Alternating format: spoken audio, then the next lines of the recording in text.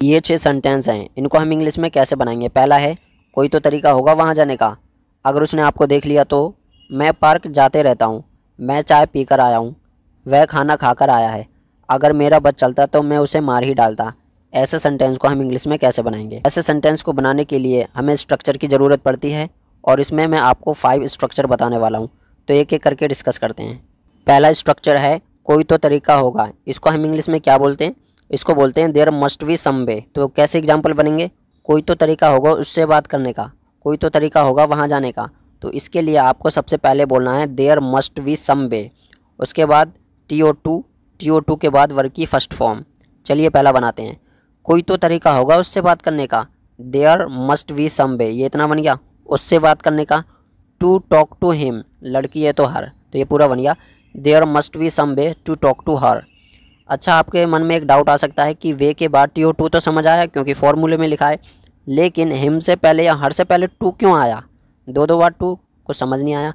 तो देखिए TO2 आया, मैंने जो स्ट्रक्चर में लिखा देयर मस्ट बी सम वे, इसके बाद TO2, ये तो फिक्स है।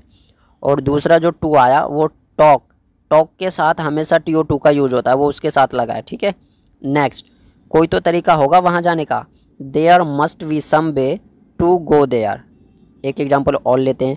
कोई तो तरीका होगा उससे मिलने का, there must be some way to meet him या फिर हर, लड़की है तो हर, ठीक है। आगे, कोई तो तरीका होगा उसे मनाने का, there must be some way to convince him या फिर हर। एक नेक्स्ट और फाइनल एग्जाम्पल और लेते हैं। कोई तो तरीका होगा ये काम को करने का, या फिर कोई तो तरीका होगा ये काम करने का, there must be some way to do this work. अब एक एग्जाम्पल आपके लिए है, कोई तो तरीका होगा उसे हराने का। इसकी इंग्लिश आपको बनानी है और कमेंट में जल्दी से लिख के बताना है। नेक्स्ट स्ट्रक्चर देख लेते हैं कौन सा है। नेक्स्ट है व्हाट इफ़, प्लस में आपको सब्जेक्ट लगाना है, उसके बाद सिंपल प्रेजेंट टेंस का यूज करना है और उसके बाद ऑब्जेक्ट, और लास्ट में आ जाएगा मार्क ऑफ इंट्रोगेशन। कैसे एग्जाम्पल बनेंगे इसमें, अगर उसने आपको देख लिया तो, अगर राहुल ने विशाल को बता दिया तो, अगर उसने रुपए नहीं दिए तो, ऐसे एग्जाम्पल इसमें बनते हैं। पहले एग्जाम्पल इंग्लिश में बनाते हैं। अगर उसने आपको देख लिया तो सबसे पहले आपको लिखना है व्हाट इफ़, आ गया। उसने मतलब लड़का है तो ही, लड़की है तो शी, तो मैं लड़का मान लेता हूँ इसलिए मैंने यहाँ लिख दिया ही। देख लिया तो, देखिए उसके बाद सब्जेक्ट के बाद सिंपल प्रेजेंट टेंस का यूज होगा, तो सब्जेक्ट तो लगा दिया मैंने। देखने का मतलब क्या है, सी, ठीक है, सी बोलते हैं देखना। सी में जुड़ जाएगा एस क्योंकि ही आ गया इसलिए। उसके बाद आपको मतलब यू, तो ये पूरा बन गया what if he sees you. अब थोड़ा सा ये बोलने में आपको अजीब सा लगेगा, ऐसे तो कभी हमने बोला ही नहीं है, बोला नहीं है इसका मतलब ज़रूरी थोड़ी है ये गलत हो, सही है ये। चलिए अब नेक्स्ट सेंटेंस ट्रांसलेट करते हैं। अगर राहुल ने विशाल को बता दिया तो, व्हाट इफ़ राहुल टेल्स विशाल। अब टेल में एस क्यों लगा, क्योंकि राहुल आ गया, सिंपल प्रेजेंट का रूल है अगर आपने सीखा है तो। अब आपका क्वेश्चन हो सकता है क्या टेल्स के बाद TO2 का यूज नहीं करेंगे, क्या ये ऐसे नहीं बनेगा, what if Rahul tells to Vishal, तो ये नहीं बनेगा, ऐसे ये गलत हो जाएगा क्योंकि टेल के साथ कभी भी TO2 का यूज नहीं होता। नेक्स्ट सेंटेंस लेते हैं। अगर उसने रुपए नहीं दिए तो, ये सेंटेंस नेगेटिव है, कैसे पता लगा, अगर उसने रुपए नहीं दिए तो नहीं आ गया ना, तो देखिए इसमें डज आएगा या फिर डू आएगा और उसके साथ नॉट आएगा, ठीक है। बनाते हैं। अगर उसने रुपए नहीं दिए तो, व्हाट इफ़ स्टार्टिंग में आ गया, उसने मतलब ही, नेगेटिव है इसलिए डजंट आ जाएगा, क्यों आएगा, क्योंकि ही है तो इसलिए डज लगता है ही के साथ। गिव मनी, तो ये पूरा बन गया what if he doesn't give money, doesn't मतलब डज नॉट। नेक्स्ट सेंटेंस बनाते हैं। अगर आप वहाँ नहीं गए तो, what if you don't go there, you है इसलिए डू आ गया, ठीक है, और साथ में नॉट, क्यों, क्योंकि नेगेटिव है। नेक्स्ट बनाते हैं। अगर उसने ऐसा नहीं किया तो, what if he doesn't do so, so का मतलब ऐसा, ठीक है, और डू मतलब करना, और डजंट क्यों आया, क्योंकि नेगेटिव है। What if he doesn't do सो, इसका मतलब अगर उसने ऐसा नहीं किया तो। अब एक एग्जांपल आपके लिए है, अगर उसने मेरी बात नहीं सुनी तो, इसकी इंग्लिश आपको बनानी है और कमेंट में लिख के बताना है। अब हम देखते हैं रूल नंबर 3, मतलब थर्ड स्ट्रक्चर की तरफ बढ़ते हैं। थर्ड स्ट्रक्चर में कैसे सेंटेंस बनेंगे इंग्लिश में, मैं पार्क जाते रहता हूँ, वह मुझे पीटता रहता है, रवि हमेशा हंसते रहता है, ऐसे सेंटेंस बनेंगे।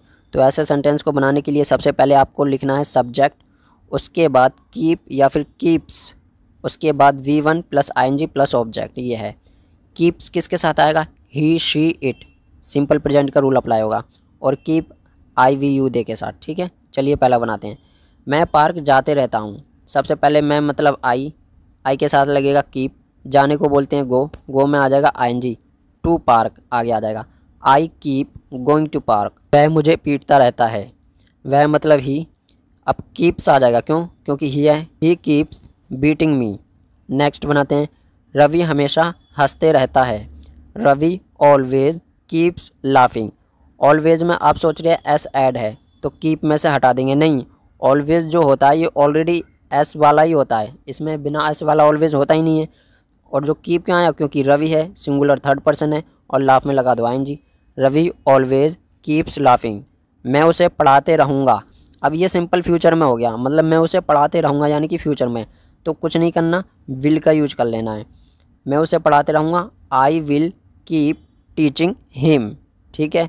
अच्छा, विल के बाद क्या कीप, अगर मान लीजिए ये ऐसे होता, वह मुझे पढ़ाते रहेगा, तो क्या ऐसे बना होगा, he will keeps teaching me. ऐसे नहीं बनेगा। क्यों नहीं बनेगा? क्योंकि विल आ गया और विल के बाद हमेशा वर्ब की फर्स्ट फॉर्म आती है, तो कीप में से एस हट जाएगा, he will keep teaching me, ऐसे बनेगा ये। पहला हमने सेंटेंस इंग्लिश में ट्रांसलेट किया था, मैं पार्क जाते रहता हूँ, I keep going to park. अगर ये ऐसे होता, मैं पार्क जाते रहता था, तो कीप की जगह सेकंड फॉर्म लगा दो kept, I kept going to park. इसका मतलब मैं पार्क जाते रहता था, और इसी का मतलब यही है, मैं पार्क जाते रहा। दूसरा एग्जाम्पल जो हमने बनाया था, वह मुझे पीटते रहता है, ही कीप्स बीटिंग मी। अगर ये ऐसे होता, वह मुझे पीटता रहता था, तो कीप्स की जगह सेकंड फॉर्म लगा दो कैप्ट, ही कैप्ट बीटिंग मी। कुछ और एग्जाम्पल हैं वो इसी में बनते हैं, जैसे कि पहले एग्जाम्पल मैं बता रहा हूँ आपको, मैं बोलते रहा, सिंपल पास्ट में बनेगा, मैं मतलब आई कैप्ट स्पीकिंग। मैं बोलते रहा मतलब आई कैप्ट स्पीकिंग। दूसरा एग्जाम्पल लेते हैं, आप सोते रहे, यू कैप्ट स्लीपिंग। नेक्स्ट, विजय और संदीप लड़ते रहते हैं। इसकी इंग्लिश आपको बनानी है और कमेंट में लिख के बताना है। अब स्ट्रक्चर 4 देख लेते हैं कौन सा है, तो उसमें कैसे सेंटेंस बनेंगे। सबसे पहले मैं स्ट्रक्चर आपको बता देता हूँ। सबसे पहले आपको यूज करना है टेंस का, मतलब कौन सा टेंस होगा उसमें, सिंपल प्रेजेंट, सिंपल पास्ट या प्रेजेंट परफेक्ट, उसके अकॉर्डिंग। उसके बाद आपको यूज करना है बी बाय। बी बाय की जगह आप आफ्टर का भी यूज कर सकते हो। उसके बाद वर्ब की फर्स्ट फॉर्म के साथ आएंगी प्लस में ऑब्जेक्ट। बी बाय या फिर आफ्टर, ये दोनों हमारी प्रीपोजिशन है, और प्रीपोजिशन के बाद कोई वर्ब आती है तो उसमें हम आईएनजी ऐड करते हैं। चलिए पहले एग्जांपल लेते हैं, मैं चाय पीकर आया हूँ। पहले बनाओ मैं आया हूँ, तो ये प्रेजेंट परफेक्ट में है। अब प्रेजेंट परफेक्ट में तो मैं मतलब आई के साथ लगता है हैव, आने को बोलते हैं कम, और यही हमारी होती है third form, I have come. चाय पीकर, बाय टेकिंग टी या फिर आफ्टर टेकिंग टी, दोनों तरीके से राइट है। तो ये पूरा बन गया, I have come by taking tea. एक चीज़ आपको ध्यान रखना है, चाय पीने के लिए टेक का ही यूज करते हैं, टेक टी, ठीक है। और यहाँ भी बाय बात है इसलिए हमने आईएनजी लगा दी। जब हम इंग्लिश सीखते हैं तो हमें लगता है कि ड्रिंक आएगा, उस समय हम सीखते हैं इसलिए हम ड्रिंक का यूज करते हैं, लेकिन जैसे ही आपका इंग्लिश का लेवल बढ़ जाता है तो वह हम टेक टी बोलते हैं, ठीक है। जैसे मैं चाय पीता हूँ, आई टेक टी, ऐसे बनाएंगे। वह खाना खाकर आया है, पहले बना लो वह आया है, ही हैज़ कम, खाना खाकर, बाय ईटिंग फूड या फिर आफ्टर ईटिंग फूड। नेक्स्ट, राज उससे मिलकर आएगा। अब ये सिंपल फ्यूचर में बनेगा, आएगा मतलब सिंपल फ्यूचर में जाएगा, ठीक है। टेंस क्या आ गया इसमें, सिंपल फ्यूचर आ गया, तो राज आएगा, राज विल कम, उससे मिलकर बाय मीटिंग हिम या फिर after meeting him, Raj will come after meeting him. Next, हम मोबाइल खरीद कर नहीं आएंगे, ये नेगेटिव है तो बना दीजिए हम नहीं आएंगे। We will not come, mobile खरीद कर, बाय परचेसिंग मोबाइल या फिर बाइंग मोबाइल, बाय की जगह आफ्टर का यूज कर लीजिए, कोई प्रॉब्लम नहीं है। नेक्स्ट, मैं आपको सोचकर बताऊंगा, I will tell you by thinking या फिर I will tell you after thinking. अब एक एग्जांपल आपके लिए है, वे पढ़ाई करके सोएंगे, इसकी इंग्लिश आपको बनानी है। आज का हमारा नेक्स्ट और फाइनल स्ट्रक्चर है और मोस्ट इंपॉर्टेंट है, इससे हम बहुत सारे सेंटेंस बनाते हैं। पहले मैं आपको सेंटेंस बता देता हूँ कि कैसे सेंटेंस होंगे। अगर मेरा बस चलता तो मैं उसे नहीं जाने देता, अगर मेरा बस चलता तो मैं उसे मार ही डालता। इस तरीके के इसमें सेंटेंस होंगे। स्ट्रक्चर क्या है, if it were in my hands, इसका मतलब अगर मेरे हाथ में होता। उसके बाद लगाना आपको सब्जेक्ट, उसके बाद वुड हैव, प्लस में वर्ब की थर्ड फॉर्म, प्लस में ऑब्जेक्ट, ठीक है। If it were in my hands, इसकी जगह आप ये भी बोल सकते हैं इफ़ आई हैड माई वे, मतलब अगर मेरे पास मेरा रास्ता होता। दोनों में से आप किसी का भी यूज कर सकते हैं। इन सेंटेंस को इंग्लिश में ट्रांसलेट करने से पहले मैं आपको वुड का यूज बता देता हूँ ताकि ऐसे सेंटेंस आपको बनाने में आसान लगे। पहला एग्जांपल लेते हैं, मैं आपको बोलने देता, I would let you speak. बोलने को तो बोलते हैं स्पीक, लेकिन लास्ट में आएगी। तो इसके लिए क्या है फॉर्मूला, सबसे पहले आपको लगाना है सब्जेक्ट, उसके बाद वुड, उसके बाद लेट, उसके बाद ऑब्जेक्ट, कौन सा, पर्सन वाला ऑब्जेक्ट, जैसे आई का मी, यू का यू, ही का हिम, और उसके बाद की फर्स्ट फॉर्म। नेक्स्ट एग्जांपल बनाते हैं। तुम मुझे सोने देते, you would let me sleep. वह हमें हंसने देता, he would let us laugh. मैं जाता, आई वुड गो। वह बोलता, ही वुड स्पीक। हम नाचते, वी वुड डांस। तो इस तरीके से इसका यूज हो गया ये वुड का, ठीक है। अब पहला जो सेंटेंस आया था इसको इंग्लिश में ट्रांसलेट कर लेते हैं। अगर मेरा बस चलता तो मैं उसे नहीं जाने देता। अगर मेरा बस चलता तो, इसके लिए फॉर्मूला मैंने आपको पहले ही बता दिया। If it were in my hands, ये बोलना है।